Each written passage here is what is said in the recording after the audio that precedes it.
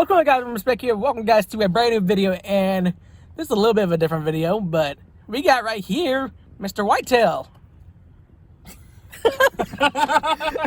This is actually our first time actually meeting him in person. I woke up like at 5 o'clock this morning. Actually, I woke up a little before 5 because I had my alarm set, but I woke up a little beforehand, like 10 minutes. And yesterday I was at work, and he texted me and said, "Hey, I'm gonna be in Atlanta tomorrow, so if you want to meet up," I'm like, "You got the perfect timing," because I'm off today. So I drove all the way to Decatur to the Swift terminal, which is gonna be his home terminal. Why do you keep saying gonna be? I do work for them. I am getting paid, and this is my home terminal. Nah, There's shit. no gonna be about it. Okay. I'm actually recording this on my phone, so I'm not actually using my actual camera, but I got my camera phone. And he is actually Double camera. Yeah, he's actually. If I can, there you go. He's actually recording himself. Yeah. So, I assume you can link my video, and I'll link yours. Yeah, We've already been sitting here talking for a few minutes, so if you want to see what we were talking about before this point. Oh yeah, like, cause yeah, you're on, like, going on 15 minutes already. Yeah, but some of that's gonna be cut out because it was personal stuff. Yeah. But yeah.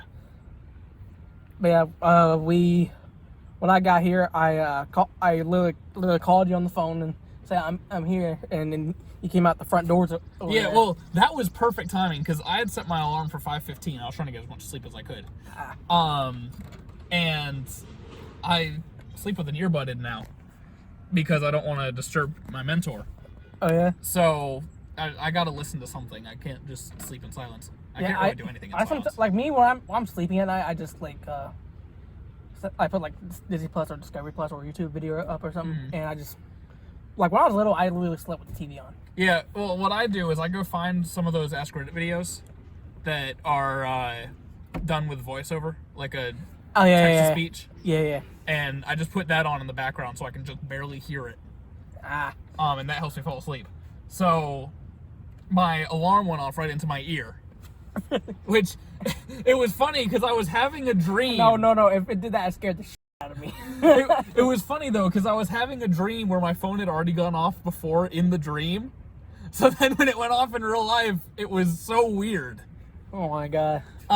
But yeah, so it just so happened that right as I was walking out to the parking lot, you called me. Yeah. Like, I literally pulled up right over there, and I'm like, hey. And I was like, hey, I'm here.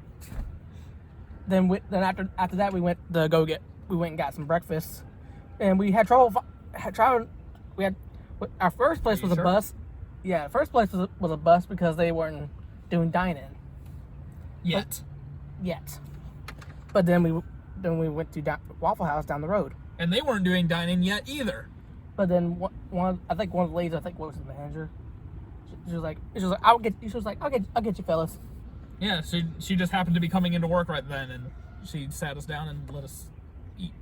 We ate and talked for a little bit, and yeah, and then I thought it would be fun to record a video. I say quick, but it's been going on like 17 minutes already. Yeah, and I don't plan on stopping anytime soon. Though I've actually got to go in soon to do. But we were going to talk about questions about living on the road. Oh yeah, I've already did that for your segment of the video. Well, I mean, not really. You asked a question and then you started recording before I really got a chance to answer it. But yeah, how was actually living on the road so far with your mentor? Well, what I was saying is, the actual being on the road is fine. The truck has the bed to sleep in. It's comfortable enough. Oh yeah. Truck stop showers are actually really nice. And once I have my own truck, I'm going to make a video showing them off. But I assume Love's are the nicest because that's the only place he goes for a shower. Yeah. I don't blame him. I would actually, I'm thinking about getting like a Lowe's membership soon. So when I do start driving, and I already have one. Yeah, I'd get a membership for all the big. I know some companies, they get discounts for like fuel points or something like that. Well, Swift pays for the fuel. True. So it's probably like $200-$300 for fill up. It's between $300 and $400. Yeah, I was about to say it depends on the price of the fuel. True. But like different states have different prices. Yeah. Like I know in California it's not the ass. Mm-hmm. But once again, Swift is paying for it. The driver doesn't pay for fuel. The driver doesn't pay for maintenance or True. anything. But I was gonna say the truck stop showers are actually really nice. It's a full bathroom and they're so well ventilated. It's awesome. Oh yeah, I bet.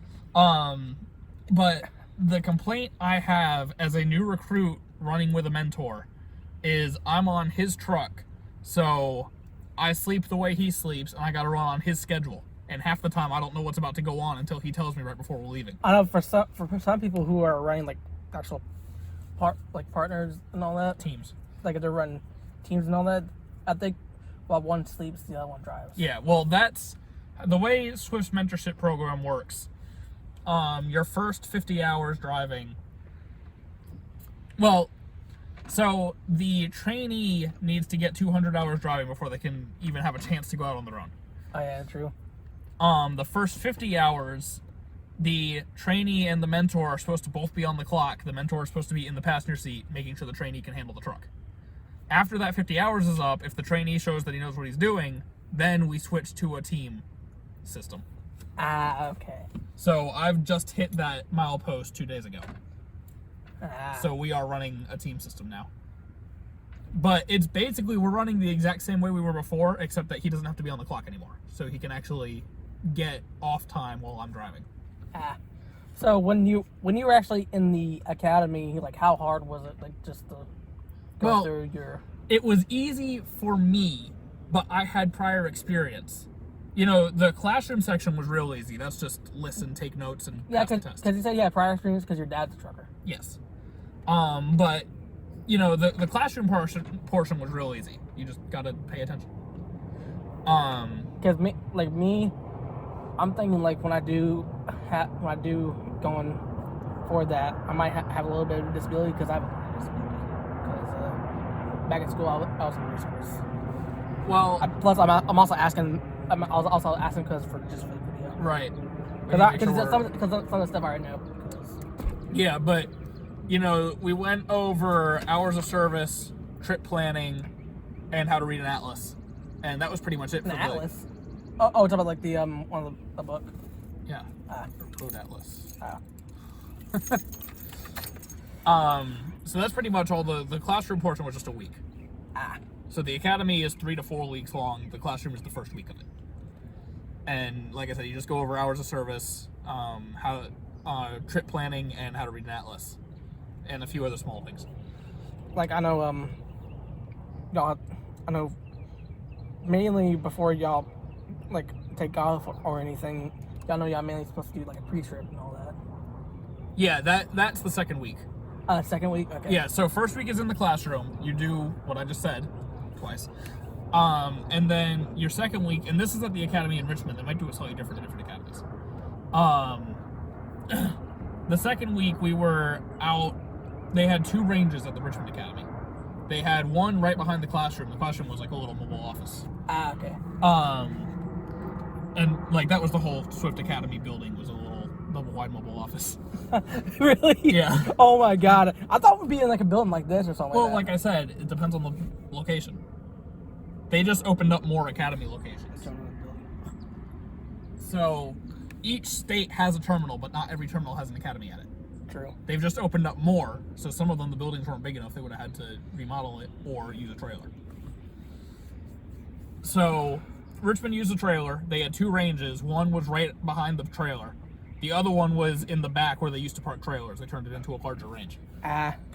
So the second week, you're out on the small range. You learn the pre-trip, and you learn how to straight back. Actually, I remember on the American Truck Simulator, you...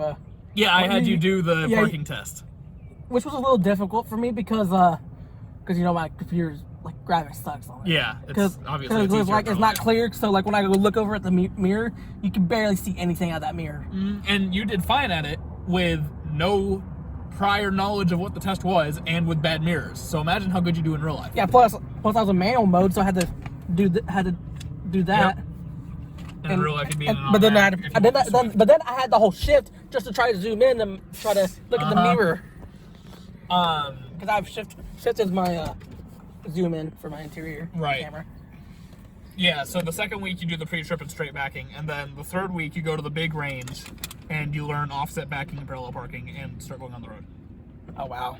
And then most people test in their 4th week. I went through it like a... What's the country? I lost it. I went through it extremely quickly, and I actually tested in my 3rd week, but I failed. Yeah, you told me about that. Yeah, so I tested again in my 5th week and No, passed. no, you. I think you failed because you went over a line. No, I curbed it. I mean, sometimes that's like if it's a tight area, that's a little hard. You can't hit a curb at all. You can't hit a curb with the truck or the trailer on the DMV driving test. But that's why you have to take it wide though when you're turning. Yep. How's that been for you? Like, because you've already driven on the highway and all that. Well, yeah. Like, is the turning is the turning difficult or No. not really? Actually, I think a lot of these new trucks like drive like normal cars. I think. Yeah, pretty much. It feels a lot more like a car than like my dad's truck, for example. And my dad's truck is still an 07, so it's not that old. Yeah, like it's like 13 years old. Oh, I'm not good with math. 14 years It's old. 2021, so 14 years. yeah. No. Is that right? 10, 20, 10. Yeah, 14. That's right. Yeah. Yeah, because we're actually sitting in my Ranger right now, which I'll probably be doing an update video on here soon. But yeah, we're here at the Swift terminal in Decatur. Is there any other that was a very general question for living on the road.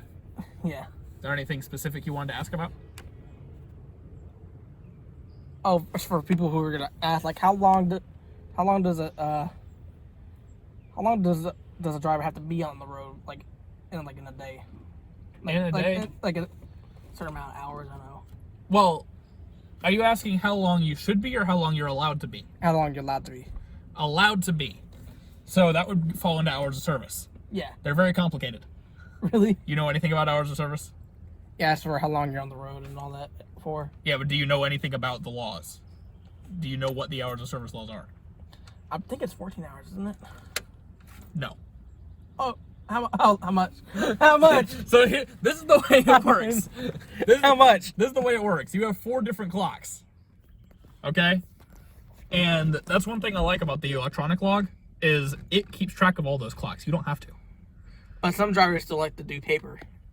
Yeah, honestly, having never done paper, I honestly prefer the e-log because, like I said, it keeps track of all those clocks, so you don't have to. Like if you're about to run out of time, you'll be like, "Oh, I'm about to run out of time," so it'll be.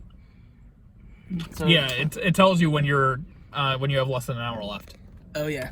But so you have an 8-hour clock, 11-hour clock, 14-hour clock, a 70-hour clock. Oh wow. So I'll go from smallest to largest.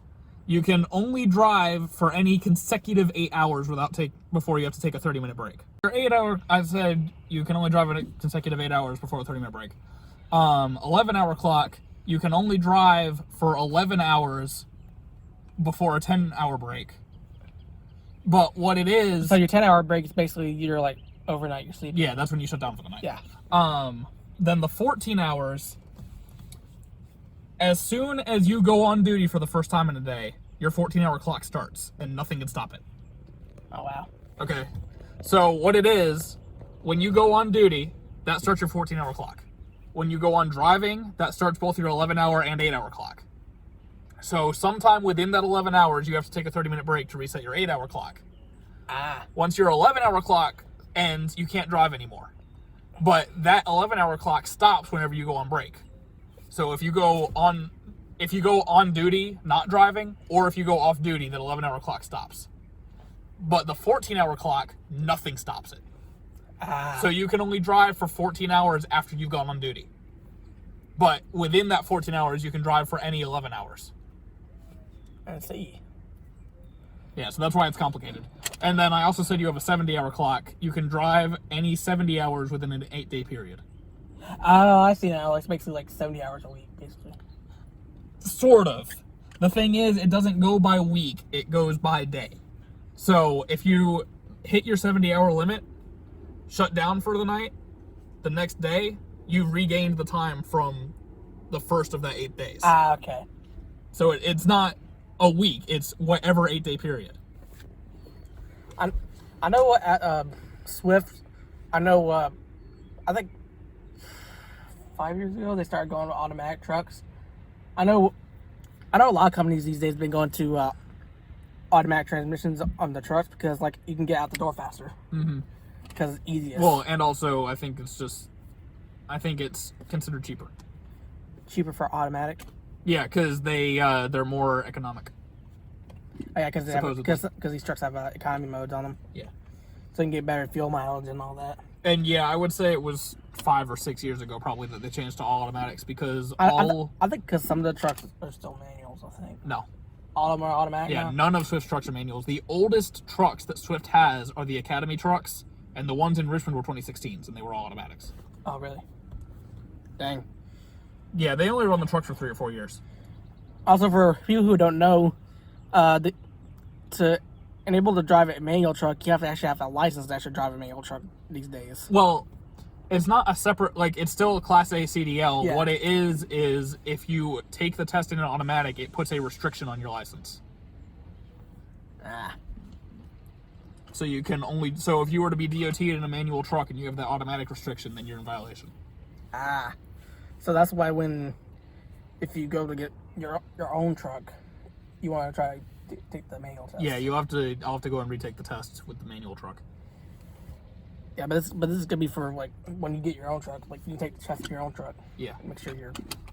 Yeah, the idea is to try to meet somebody that has property somewhere that is private property, and then once I buy my truck, I can go to their property and teach myself how to drive the manual. Actually, for me, taking the manual test would probably be no problem because my neighbor, he's a trucker, so his LT is a manual. Well, I mean, my dad's a trucker. His 9900's a manual. True. That didn't help me any. You should say, hey, can you teach me how to drive? I should properly drive a Well, the thing manual? is, he tried. One thing is I had a nerve problem when my dad was in the truck. Really? Yeah, and that made it hard. The second thing is his clutch sucks. Does it feel like a brick? No, it's a button. It's you know what a button clutch is? I never see a button clutch on those trucks, though. Well, some of them have them. They got really common in the early to mid 2000s. So the clutch is not hydraulic like this thing? It's still hydraulic. The problem is it's not gradual. It's like you're pressing a button. That's why it's called a button clutch. Mm-hmm. And apparently, my dad's truck has the hardest button clutch he's ever driven. I know he floats though when he shifts, right? Yeah, but you can't do that on the test. True. You have to double clutch. Yep. But for people who don't know, floating is basically bread matching your engine and transmission. So gotta match your RPM in order for the truck to actually shift. Yeah, I guess you don't have as much trucking stuff on your channel as I do on mine. Do. Not really, no. I have mostly reaction videos and train videos and all that. Yeah. Actually, I do have one Forza. I think I have a Forza video, but that's for like 3-4 years ago. Yeah, I mean, you have a couple of ATS videos. Yeah, because I don't really record because you know how bad my frames get. Yeah. Plus, it takes up a lot of CPU. All right. Any more questions before I gotta leave? I believe that is it. All right. So, well, it's been fun. It was nice actually meeting you in person. I know, right? At least I knew what you looked like beforehand. The first time I met Cameron, I had no idea what I was looking for.